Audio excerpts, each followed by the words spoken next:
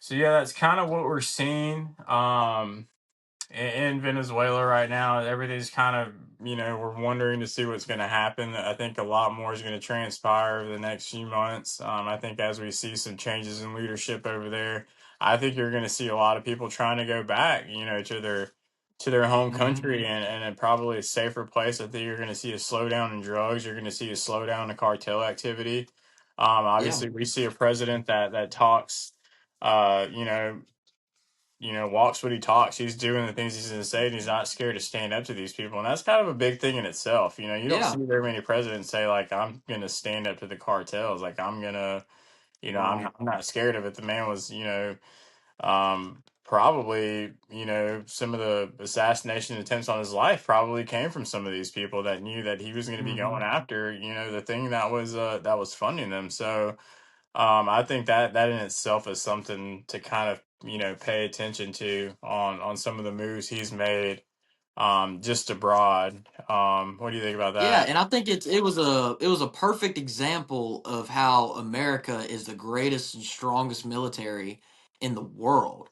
And I think it's also a testament to how our old leaders did not know how to use it effectively. Hmm. Whether it was Bush, first Bush or second Bush or Obama, where they believed that we needed to have tens of thousands of American troops on the ground in active combat zones, when instead we could do precision strikes that took around 3 hours to create regime change in a country. And instead of still having American boots on the ground, we can pick up the phone and call them and show them this is what we'll do if you don't listen. And it not only is it a good investment as far as world security, but also financially for the United States. We're finally getting a return on the investment that our oil companies put in 100 years ago in Venezuela and helped build those oil reserves for around 50 years.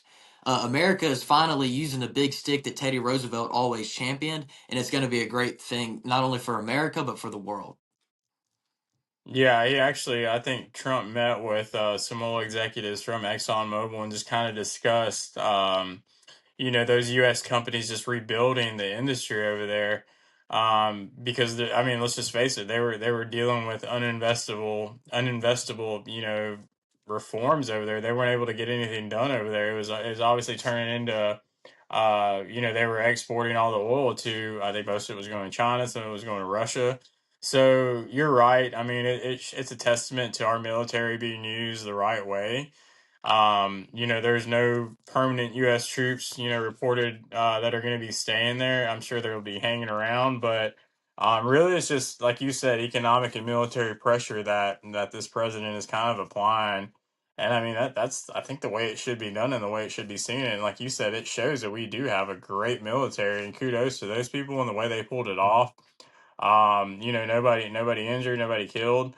And like you said, back to even like the Iraq War. I mean, this isn't the same thing. We're dealing with a country, like I said last time, that for the most part was Christian people that want a dream, that want to have families, that want to have a sustainable economy, that want democracy. This isn't, like Iraq where, we were dealing with people that just, hated us and just really did not want us over there.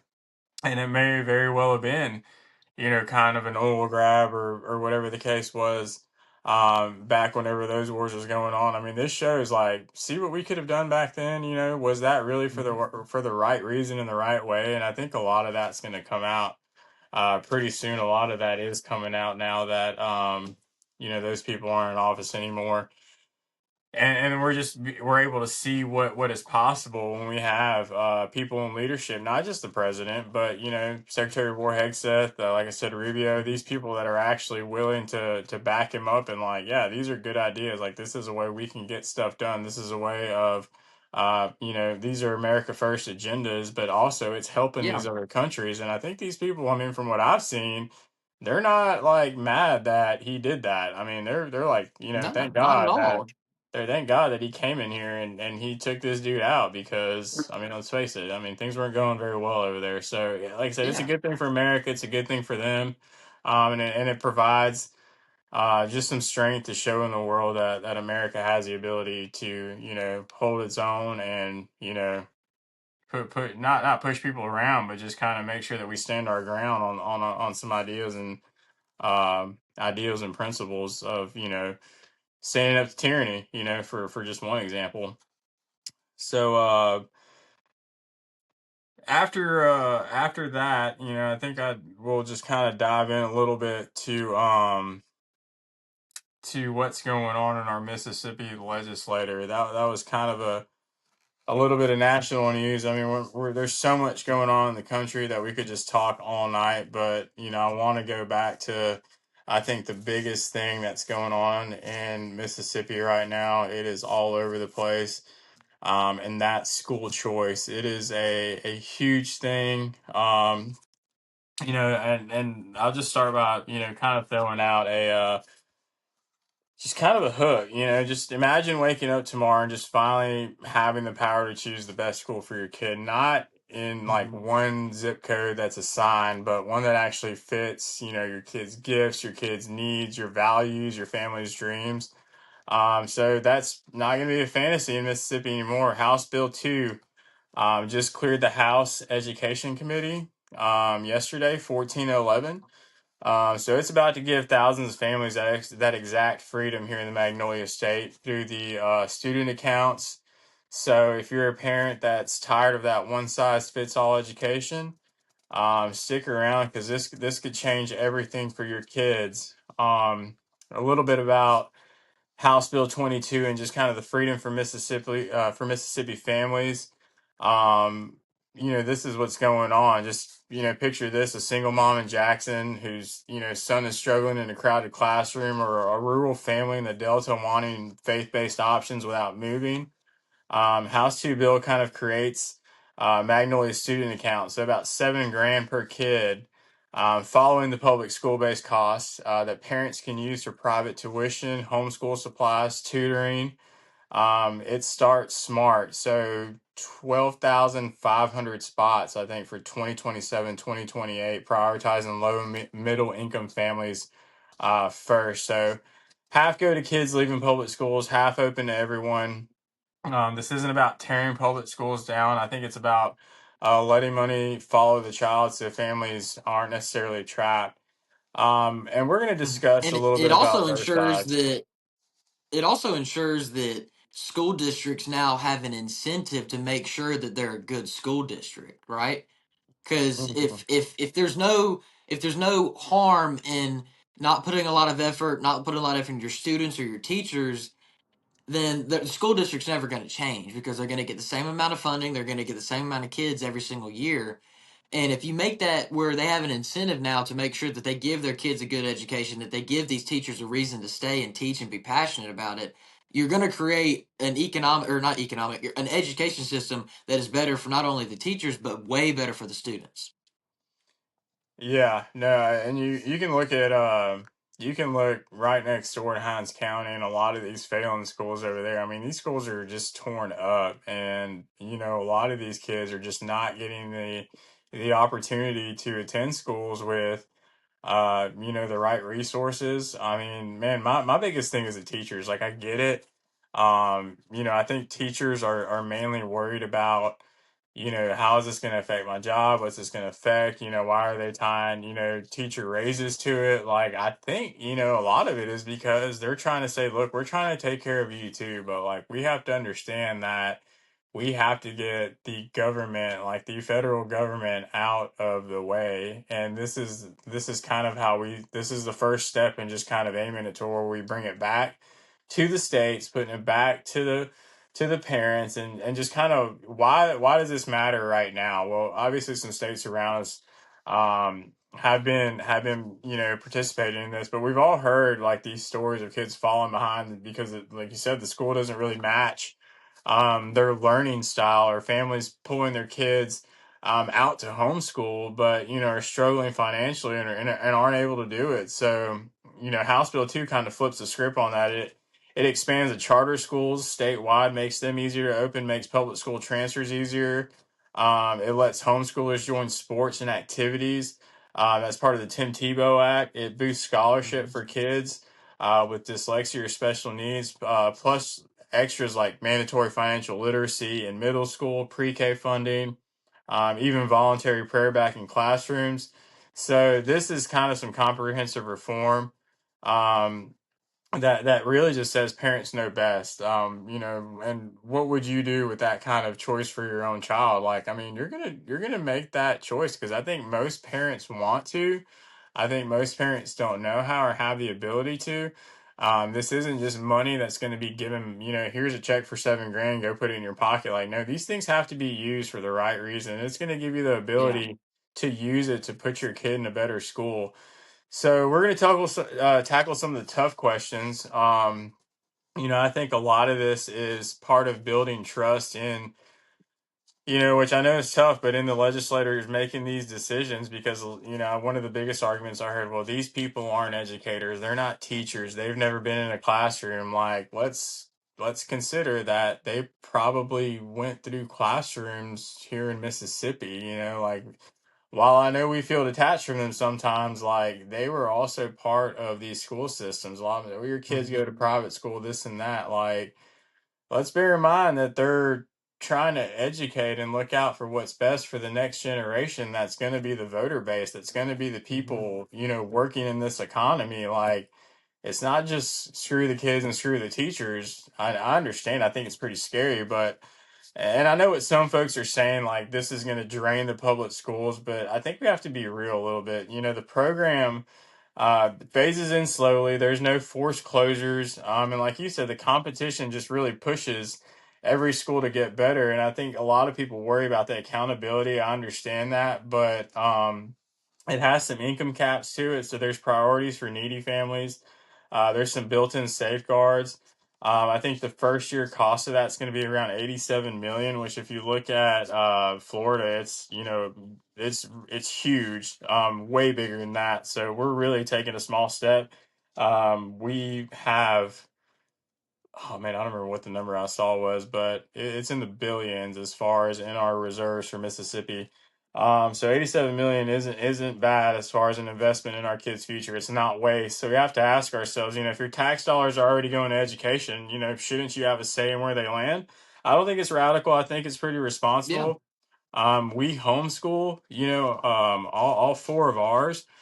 And that was the ultimate choice in school choice. I mean, we were doing school choice before it was popular. I mean, this has been a thing for a while, but I mean, for us, it's like, we have kids that don't necessarily have maybe special needs or special education issues, but I mean, we adopted and we have kids that have some needs, that have, therapy and just, stuff that if they were in school in a classroom for 8 hours a day and not getting some of the things that we've had to provide for them in some of the ways, like it would be worse. You know what I mean? Like Yeah. I say I skated by. I love this pro high school. That's where I went to school. Pro public school district. It was great for me. But I also know I look at my son, and I'm like, if you've heard this, like they're not meant to sit down for 8 hours a day and just Mhm. like be fed, especially nowadays. Who knows what kind of stuff. And it's nothing against the teachers. It's just that I think we should have educated the teachers a little bit more on kind of what this could look like and providing safeguards for them and actually letting them know that this is actually going to be good for everybody and it's going to be good for Yeah. them too in the long run. They And just another don't thing see on it top of yet. that, that I know the Senate voted on this, and I'm not sure where its progress will be in the House, but an actual teacher's pay raise has been voted on as well. And that's something else that they're trying to push through our state legislature right now. And I know the people that work in the speaker's office that are in charge of education, and they've not only gone to classrooms and all types of schools across the state, they've gone across the country as well. Speaker White and his team have gone all across the country to ensure that they're going to get the best results and the best plan for the students and the peers of Mississippi. Because, like you said, this is the next generation, and we should strive to be a state of leaders, not a state of followers. And I think that is the ambition that state leaders like Chad White and Speaker White have looked at right now. Yeah, absolutely. I don't think that they're just looking at this blindly. I think that they did do their homework. And again, it's just goes back to, look, not everybody's going to be happy, but we have to, let's look at this from a biblical angle and just kind of, why school choice, I think, should feel or does feel like faith in action. I think as believers, we know that scripture doesn't mince words on this. I pulled something, Deuteronomy 6 commands parents to impress God's truths on our children. So when you sit at home and when you walk along the road, that's everyday discipleship. That's not outsourcing it entirely. Train up a child of the way he should go. So school choice isn't politics. I think it's stewardship. It empowers parents as the primary educators. God's design gives freedom in Christ. And honestly, man, that's where I see it best. I mean, I look at that every day. I look at our kids. I watch my wife teach our kids where we use the Bible, we use all these different things that I know that they would not get in the classroom. And I just see their little brains like forming and molding differently. And I know not all parents can do that, but this is going to provide the ability for a lot of parents to do it just a little bit differently. And if we can Hmm. help, some of those kids as opposed to just sending them off to school and, having a one size fits all, kind of education system, I mean, it's going to be better. I mean, I do believe that, because if it can empower some families to homeschool, I mean, if it's going to, a lot of people say, well, I can't afford to homeschool. I can't do that. Well, now you're going to have some resources to help you do that. It's not going to fix all the problems, but it is going to empower parents, like I said, as the primary educators.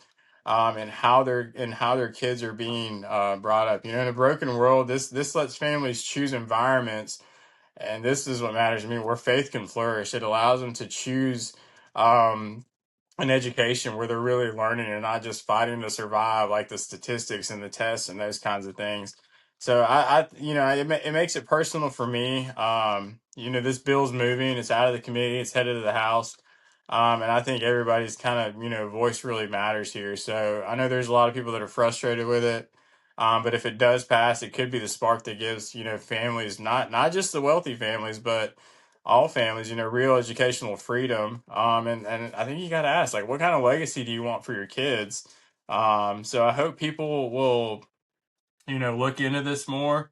Everybody is on social media right now. I've seen, even some pretty well thought out name, or excuse me, well known names that are just kind of pushing back against this, and they're doing everything they can to get teachers just kind of, and it just kind of looks like fear mongering. I mean, one of the biggest things I've heard is like, if it's so great, why do we have to bring millionaires and these, super influential people in to tell us that it's so great? And I kind of hear that like, well, maybe because, we have to hear it from different perspectives. And maybe because what Hmm. we've been hearing for so long maybe hasn't been working the best. And it just seems kind of closed minded to say that. Like, it's like, don't learn about anything, don't hear it from anybody else, don't try anything new. Like, when people see that their kids are struggling, or their kids are failing, or their kids are getting into trouble, or their kids are getting into the wrong group of friends, or their kids are getting into drugs, or their kids are failing school, it's like, no, don't change anything. Like, let us continue to do that. And that's just kind of how I see it. I mean, maybe I'm wrong. Like I said, we'll still be in homeschool either way. But for me, like I said, looking at it from a biblical angle, just to summarize it, it really is going to give people and families, like I said, an ability to put their kids where faith can flourish. I think, it's going to allow them to choose a little bit more. But it is a huge bill. 553 pages. We said that earlier. Yeah. It's a lot. I understand that it was introduced by Speaker White and Representative Jason Owen. I met him, good guy. I mean, Oh yeah. went and listened to him speak, and I mean, I could hear that. This is something that, like, they're concerned with. Man, I get both sides. Like, I get, like, teachers concerned, like, this is going to tear the school apart. This is going to pull funding from the schools. Like, this is, maybe this is going to leave me without a job. Like, I'm not. I'm not exact, and I still can't really wrap my brain around it. And I mean, this is the first time I've really talked about it. People are going to see this and probably not like it, but I mean, it is what it is. Like that's the point of this. We just have to look at it from all sides, and this is just my opinion. But I really do feel like it's compassionate. And like I said, we have that choice either way. Like if you're a parent that doesn't like it and it doesn't work out for you, pull your kid to homeschool, or, keep doing the same thing. Like this doesn't change a whole lot. Like, and I think the fear mongering idea is that it's going to pull, if your school's not doing bad and your school's doing its job and your kids are actually learning, like school should be fine. Like the school district's Yeah, going to be fine. Like jobs are going to be secure. If anything, you'll be attracting more students. But if it's not, I see it as a business. I'm like, well, okay, my business isn't doing very well. Like I'm not really paying attention to my clients. I'm not really paying attention to my service. I'm not really paying attention to my product. Like your clients are going to go right. somewhere else. So it's going to hopefully incentivize you to do better. Um, like do better, or they're going to go somewhere else. And that, as a consumer, with your kids' education per se, you should have the ability to do that. And this just gives people more freedom to do that. So, like I said, it advanced out of the House Education Committee today. And it expands the educational options, like I said, for families through the Magnolia student accounts. And like I said, makes parents eligible to use those funds equivalent to the school based student cost for private tuition, like I said, homeschooling expenses, tutoring, and any other approved educational services. This isn't money that's just going to come out of the school district and go into a family's pocket without it actually being used for the right things. So there's going to be some oversight on it, as there, I think as there should be, anytime it comes to that kind of thing. Otherwise, I think they thought about that, and they're like, well, we're not just gonna. You can say you can pull your kid to another school, then you get a check, and then you get to use it for whatever you want. Like that's not going to be the case. It has to be used for approved educational services, they say. So the Mhm. program, like I said, prioritizes low and moderate income families. Like I said, with an estimate of about $87 million for the first year. Homeschool families can access $1,000 in vouchers for expenses.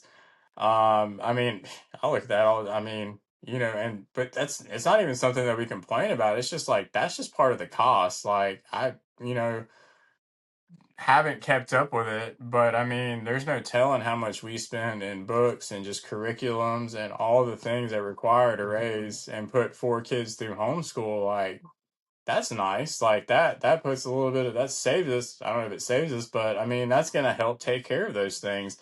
But I Yeah, mean that's just one of the sacrifices that I mean, we make, as far as like, what, like we homeschool, we didn't get those benefits, and we didn't get those you know, I want to say those luxuries, but I mean, that wasn't even available. I mean, it's just a sacrifice that a lot of families make. So beyond the vouchers, it eases restrictions on public school transfers, also by requiring the districts to accept out of district students if the space allows, prohibiting denials, based on certain factors. So there's going to be some oversight on it. Like I said, it's not just going to be a free for all. It does include the Tim Tebow Act, like we talked about a second ago, for homeschoolers to participate in public school extracurriculars. We just got my son a piano for Christmas. Like he's learning the piano. That's something that's music classes. I mean, like he may want to participate in the band for, like it just makes it a lot easier because it's like you have those options if you want to use them. It boosts existing scholarships for students with special needs, like we talked about, mandates financial literacy through grade 6 through 8, establishes a statewide math initiative and increases pre-K funding as well. And then we talked about it, assistant teacher pay raises, pay raises for regular teachers, literacy program expansions. All of this, emphasizes parental choice, helps the academic achievement go up, um, hopefully, we can only pray that it's efficient use of the funds without mandating any school closures. And like I said, if the school has to close, it's obviously not doing well. Um, Hmm. but a couple other things on that, I think this is going to be a game changer for Mississippi and Mississippi families. There's a lot going into it that 553 pages is a lot, and a lot of that is just kind of the stuff that was already going on, the laws that were already in place. It just kind of has to reiterate everything, but a breakdown of it is kind of what we've talked about. Some of the concerns were accountability and how the funds would follow the child and not schools. So promoting competition that could improve all options. So there's those built-in safeguards that we talked about. Let's see. Yeah, I mean, an example is, some, like I said, a family that's accessing urban charter schools or homeschooling groups that they're able to, um, you know, something's affecting their family and they're not able to get their kid to school all the time, whether it's an illness, whether it's a disability. I mean, this just gives people more options and to use those resources. Um, I think the bigger picture, there's states like Arizona and Florida that have seen gains from similar programs. And so I urge people just to contact your legislator, ask them directly about it. I mean, I don't think we need to be going to social media and be like, I'm for it or I'm against it. Like, are we doing that now? Not really. We're just posting our opinion. But I mean, I think you should contact your legislator. I think you should really see how it's going to help your family or what it's going to do. I would really like to talk to the legislator for and against it. I'm not seeing too many that are having this. I'm seeing more educators and people in administrative education roles that are kind of against it as opposed to legislators against it. And, you know, again, it's like, so the legislators are supposed to represent us. So it's kind of like a weird, I don't know, man. It's like a weird thing there. With people just kind of what they're being told and what it actually is. But we'll look at this from a biblical perspective real quick.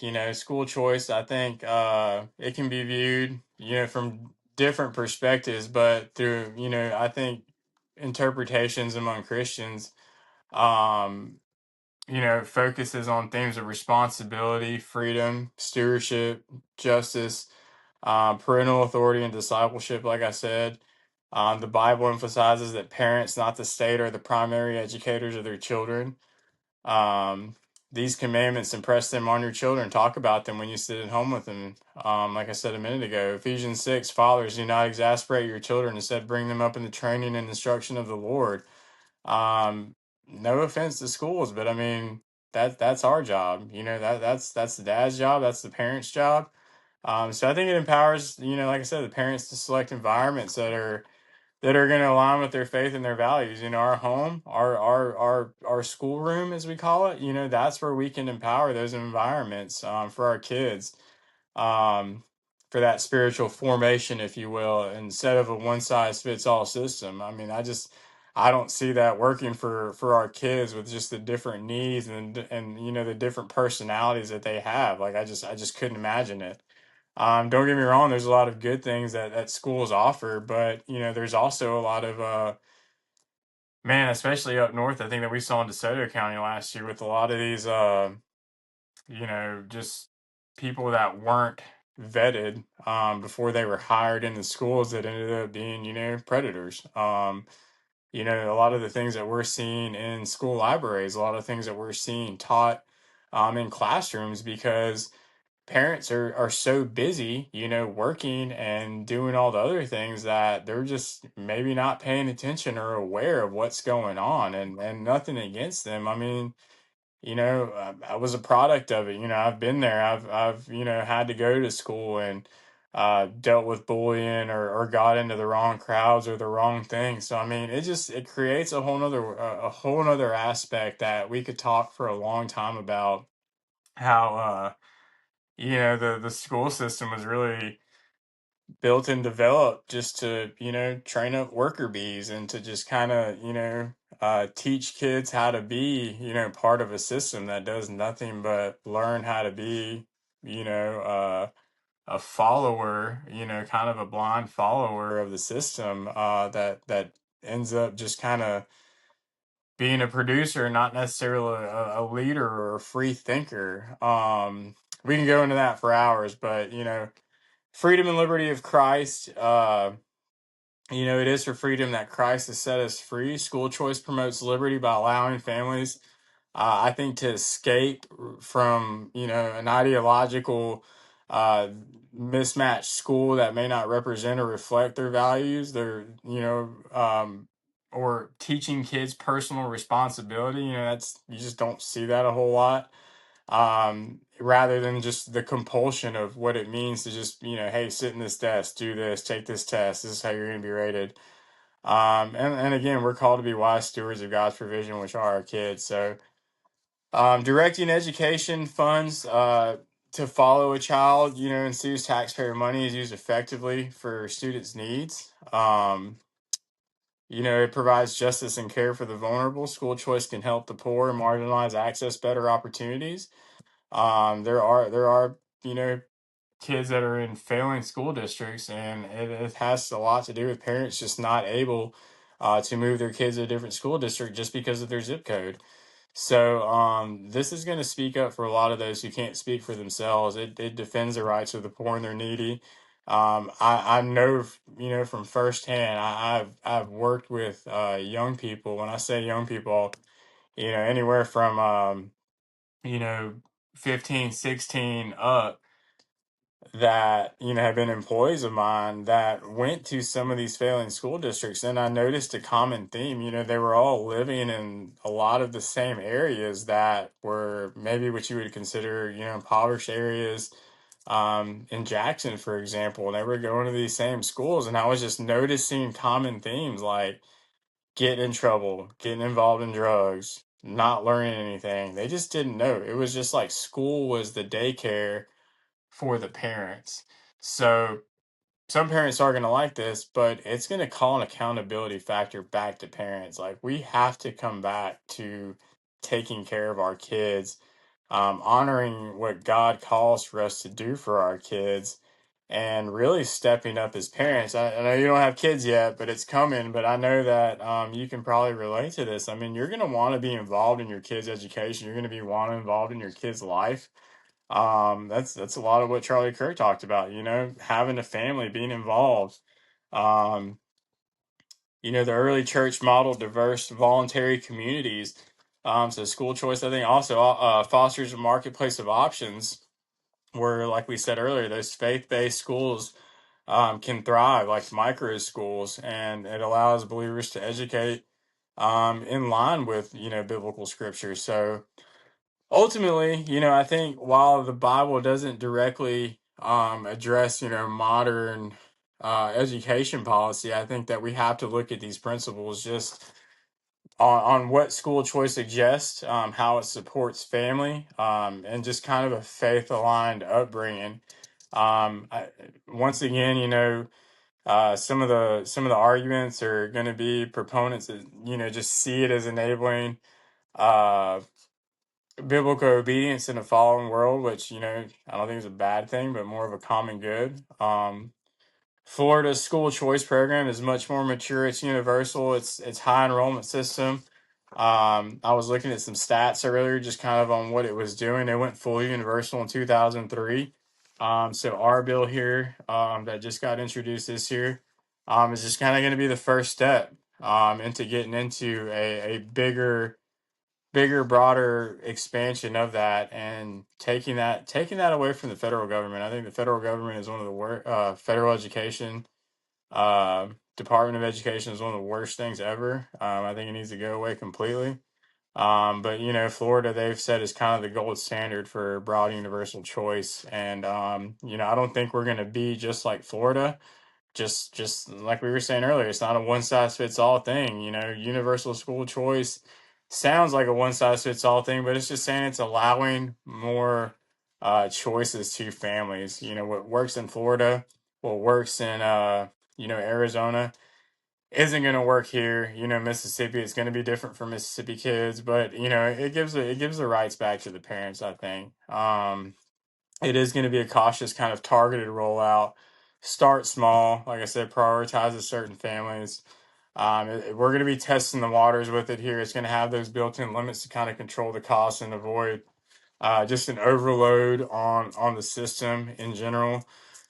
But like I said, I think it empowers parents. With the funds following the child and allowing them to make those choices that better fits their kids' needs and whatever fits their family best.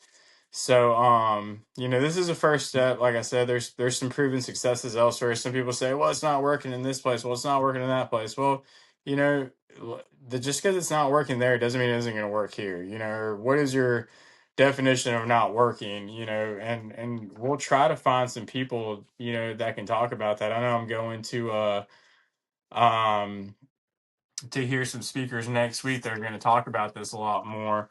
And that's what I'm doing, is just like, look, it's not even really affecting me that much, but I want to get more educated on it because I think we have to see what's gonna be better for our kids. If we're not interested in what's better for our kids, and if we're just interested in what's better for ourselves, then we're probably not in it for the right reason. That's nothing against teachers.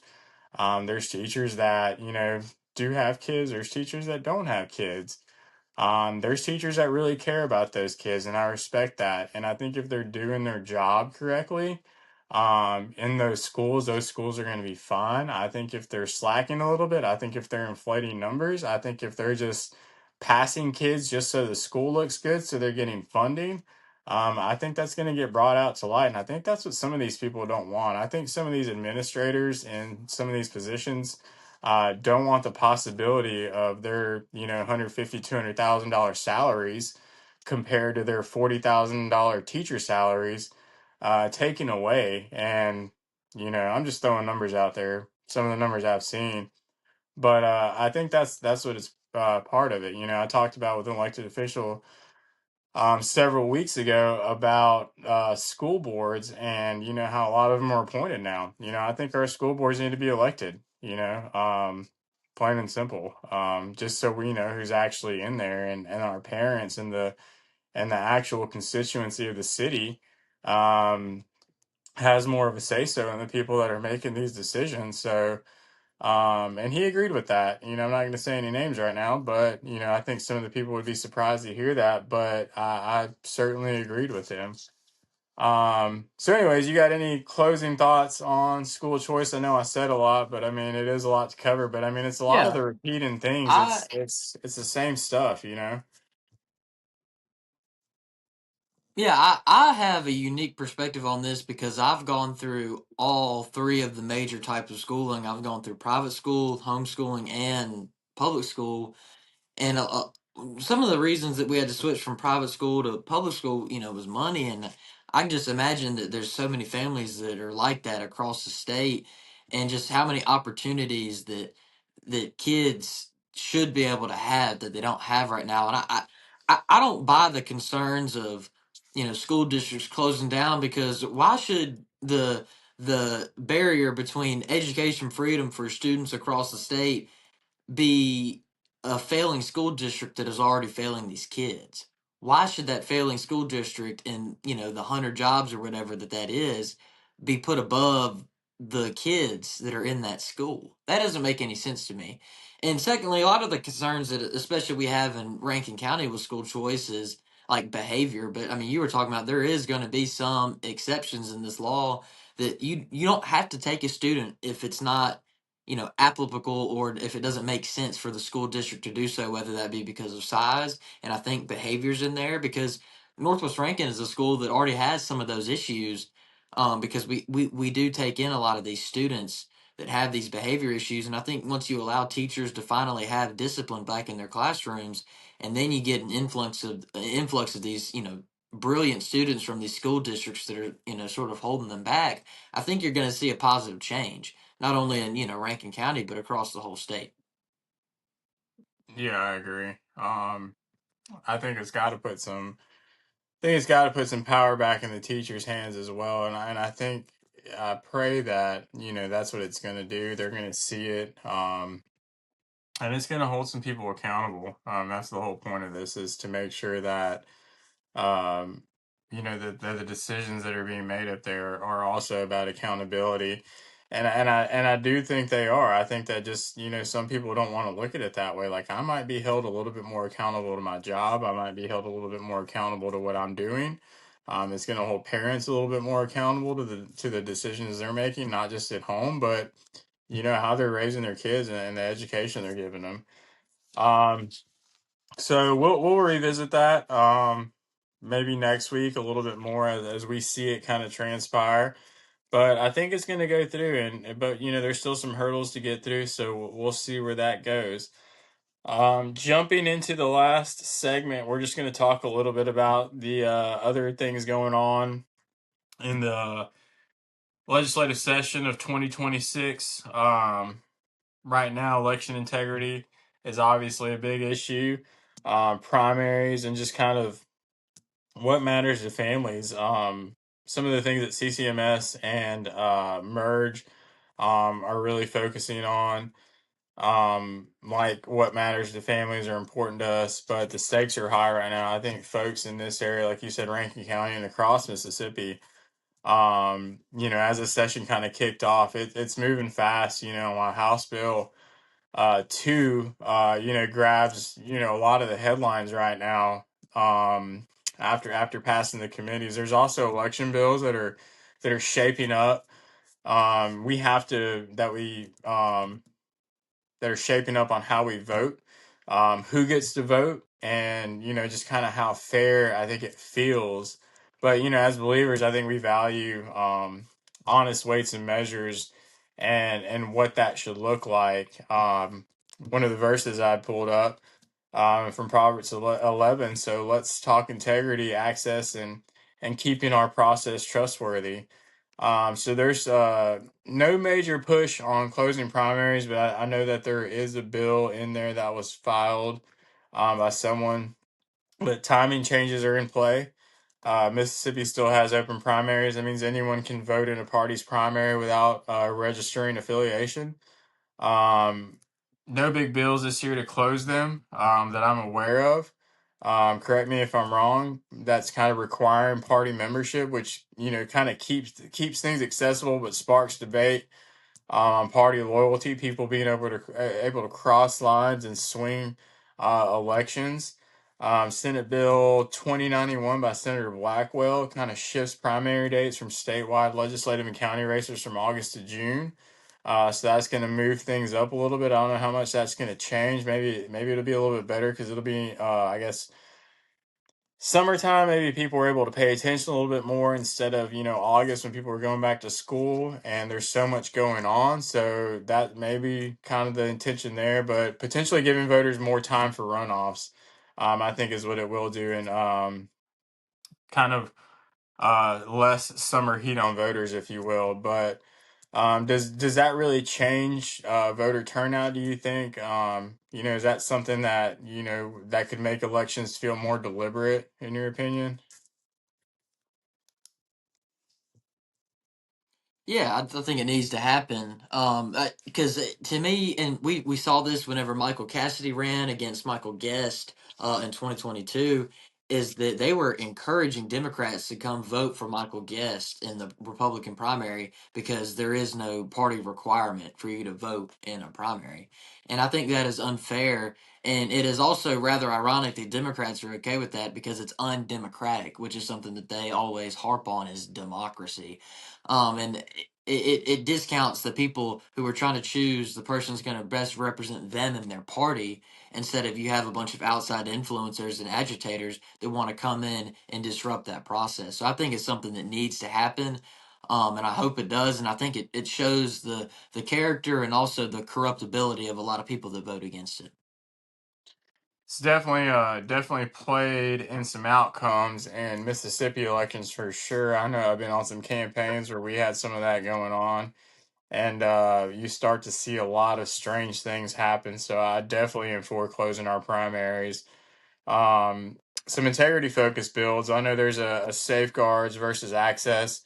It's more on the integrity side. Bills like HB 19 and HB 451 kind of tighten disqualifications for felonies involving voter fraud, bribery, theft, arson. Kind of building on some of the past reforms to help protect votes' sanctity. So HB 38 and some others refined voter roll purges, which I think is good.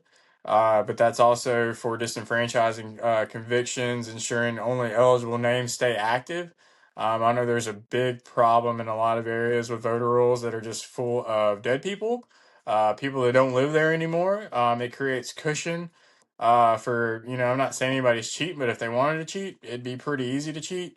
Um, so these echo calls, I think, for secure systems with some voter ID fixes and audits. Meanwhile, HB 22 was also pushes same day voter registration on election day. Um, to register and vote immediately with ID. I think a pro of that is it boosts participation. I think a con of that is it raises, verification errors. It's kind of last minute, but it's sort of a balance on how do we honor justice for people, who are vulnerable or without risking fraud. So, and let's face it, we've seen some of it, and it's just if there's a way, it's for the enemy to work, whether it's whoever you're considering your opponent in an election or the actual enemy in this world who is working for people that may get into government that aren't going to do the right thing, it's going to happen. So I think having some safeguards in place that Mhm. are integrity focused is definitely a good thing. There's also a voter rights restoration, bill that's going through. It's the Mercy and Accountability Act, HB 284. So it aims to automatically restore voting rights for felons once a full sentence, including probation, fines, and all that has been done. The rights are suspended only during active punishment. So this could help reintegration while maintaining some of the consequences. Another angle, these bills tie in the broader restoration debates from biblical view. Redemption matters. Second chances after repentance. So does protecting the common good. What do you think about that? Felons being able to vote again. I think that's something I haven't done a whole lot of digging into. I'm not on first reaction. I'm not a huge fan of it because I think it depends on the crime. I think if you have significantly harmed the civil liberties of another person, whether that's murder, assault, or rape, I think that's where you draw the line where I don't think you get your right to vote back. But if it's something smaller, then I think that's a conversation we can have. But on first glance, I don't think that's something I necessarily support. Yeah, no, there's been debates on both sides. I know I've seen debates from like you said, when it's those serious crimes, whether it's murder, rape, hate crimes, things like that. I've done some research. I just watched some documentaries, read some things on folks that really just if you don't deserve to be out in the public, there's some things that I think that capital punishment is just the answer for, um rape, murder, things like that. Hmm. um and then there's the smaller scale, I guess you could say, felons that if you have shoplifted over a certain amount of money, it's a felony, and then you become a felon. Do those people deserve to vote again? So I think there's a lot of consideration and kind of what the crime is. We already make those considerations in a court whenever people are getting sentenced whether it's jail time, whether it's fines, whether it's probation, like that's already happening. Um, there's a part of me that kind of thinks that some of it was built in to kind of, and I've heard this, I've actually read about this and seen this, that, you know, um, that some of these laws were put into place because they knew that certain people or certain areas were more prone to felonies, which would help kind of take away some of the voters in that area, for example. So it's like, let's just say, an area, one of the high crime areas of Jackson, just because we live here. Let's just say that there's, a certain area that, there's statistics on this. There's a lot of people are getting felonies in that area. Whoa, that knocks out a big portion of the voter pool. Now, do those people need to be voting? Probably not. If it's, a consistent thing, there's people with multiple felonies for the same thing. So yeah, I think it has to be looked at a lot more. I've seen, stories on people that you know, something happened, when they were younger, and it turned out to be a felony. Smashing a mailbox, I think, is a felony. So, maybe they're doing something stupid and they're, teens smashed a mailbox, and here they are 50, 60 years old, still paying taxes, still being involved in the system, but they can't engage the system. They're not allowed to vote. So, I think there's a lot of apathy there. Um, Towards some of those circumstances. I think that there should possibly be a way where a person can maybe, uh, go through some classes. There should be some kind of redemptive role in there. I'm not sure what that is. I think they would have to look at that a lot more closely rather than just passing something super fast. And I think the details need to be laid out a lot more. That might be where you go in front of a jury, and it's one of those things the same way where they're like, hey, we're going to put you in front of a Yeah. jury of your peers to see, if in fact, things have changed, if you're a different person, if you've served your time, paid your fines, and, you can prove that you want to be a part of society and you want to participate in this, and you've, not done anything stupid for 5 years or 10 years, or, I don't know what that number is or what that looks like. But I mean, I'm not against it. I'm not necessarily saying I'm for it either. But I think that there's a lot of research out there. I've kind of looked into it a little bit on what that looks like, because I just look at it. I try to look at things from all perspectives, thank God, and God forbid, anything ever happened to one of my kids that, did something stupid, or, if it were me, I just put myself in those shoes. Like, how, like, when do you stop caring, if you're a convicted felon, about the system and about, what was going on? And, does that create a society where they just don't care even more? What kind of person do they turn into? What kind of people are they influencing? Um, I don't know if a convicted felon, for example, there's a lot of things that convicted felons can do nowadays, whether it be getting certain jobs, or, working around certain people. They look at, the circumstances around it. So I think that there should be some more research into it. Like I said, not necessarily for it, not necessarily against it, but, I think it's definitely something that should be talked about, and maybe looked into a little bit more. So, tying it to family values and a call to action, like, these bills aren't isolated. A lot of these things really intersect with school choice reforms. PERS, came up. The ballot initiative revival efforts to kind of give citizens more direct vote. We know that kind of went away. Um, but parents, your vote shapes, education. It shapes taxes. It shapes freedoms. It shapes reforms. So, like I said, I think people need to really get in touch with their representatives, with their senators, and talk about not just HB2, but a lot of these election measures, and just kind of what that means for them and their family in the future. And I think you have to ask yourself, does this honor truth? Does it honor stewardship? Is it care for all? We'd like to know what some people think so they can drop their comments in there and let us know. I'm sure there's people listening that um, have come across some of this stuff or may know more than we do. We don't claim to know it all. We're just having conversation, like I said, from all sides. So, do you support same day registration? Do you support primary changes? We'll talk a little bit about that more probably next week. But Mississippi values are on the line, so nevertheless, we have to engage in the system. But House Bill 2 is going to be a big thing in the upcoming weeks. I think it's going to get through. Like I said, we have to look at all of it, including these other bills, the governor's race, Trump Venezuelan intervention.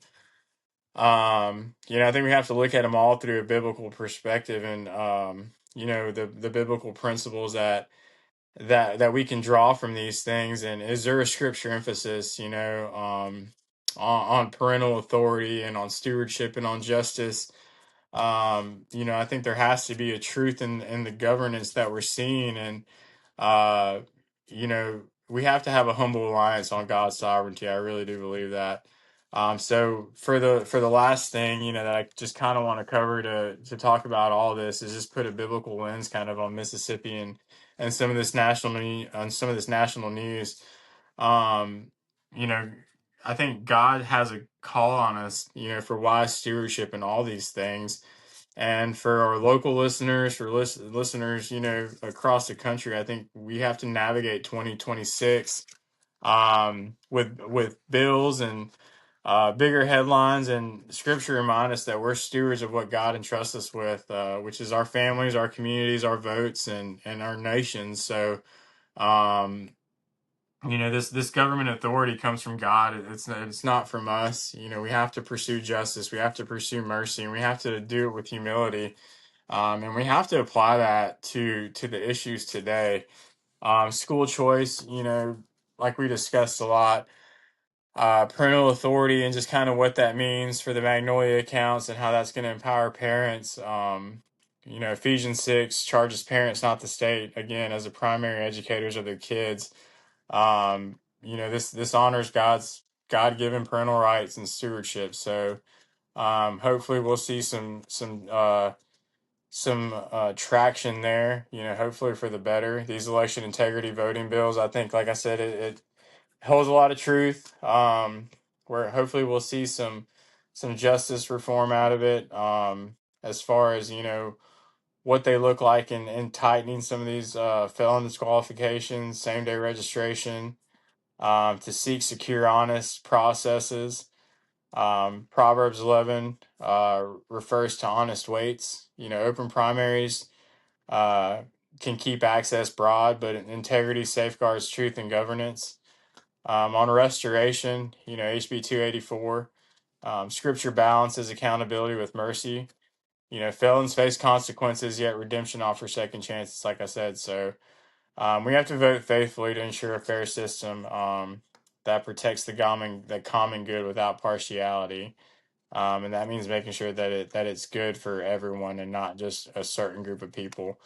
The governor's race, we're praying for godly leadership there, and prayer for all the authorities involved, candidates like Andy Gibson, who's, faith centered, Shad White, who's got a lot of integrity in the service and what he does. So we're praying for them. We're praying for God fearing candidates to promote peace, that reflect biblical values. I think both of them are for limited government, respecting family, and who have a conscience, and will engage, what they do, and engage, Mississippi and Mississippi politics with salt and light, like I said earlier. And then obviously Trump in Venezuela, the raid there, and um, a lot of sovereignty, a lot of justice, a lot of caution on power. The January 3rd raid,